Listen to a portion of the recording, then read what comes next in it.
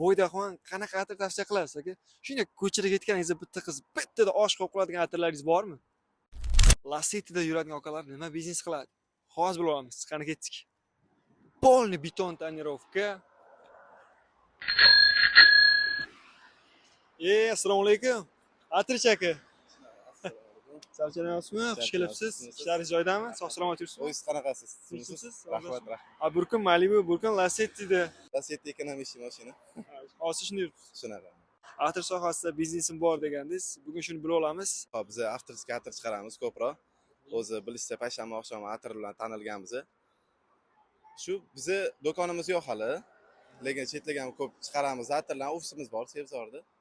Shu atir sohasida diviziyani qilamiz. Sizda qancha oylik daromad topasiz aka biznesdan? O'zi oldingi safarda intervyu bo'lgan paytida atir orqasidan qancha pul topishimizdan aytganimiz atirchilik ko'payib ketib qoldi. Shuning uchun aytmagan yaxshi deb o'ylayman menimcha. Oila boqsa bo'ladi, o'rtacha yaxshi. Qora qozon qaynab turadi demak. Ikkita qozon yaxshi qaydi. Juda yaxshi aka. Kunlik qancha rasol qilasiz o'zingizga? Kunlik juda ko'p emas, 300 ming, 400 ming atrofida. Kech qoladi?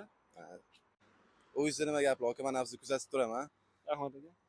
Ko'p ukalarimiz hozirgi mana o'zimizdan kichkina pokoleniyada ukalarimizga maslahat berib qolardim. Nimaga desangiz, faqat oldinga intilishi, har taraflama, misol uchun, sizdan ko'p ham motivatsiya olsa bo'ladi. Odam o'qishga borib kelasiz, o'qishdan keyin bu yerda diviziyada menimcha faqat respekt aka. Rahmat aka. Bo'ydaxon qanaqa atir tavsiya qilasiz aka?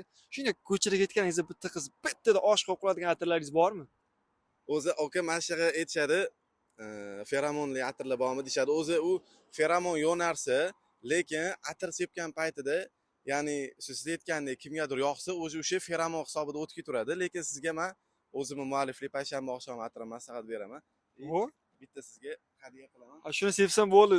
Ertaroq o'ylanaman. Jamunchalik emas, lekin aka hidini ko'rib oqasiz. Wow. Bomba do'stlar. Tavsiya qilaman lekin. O'zingizdan mualliflar sizga hadya aka. Sizga rivoj aka. Sog' bo'ling.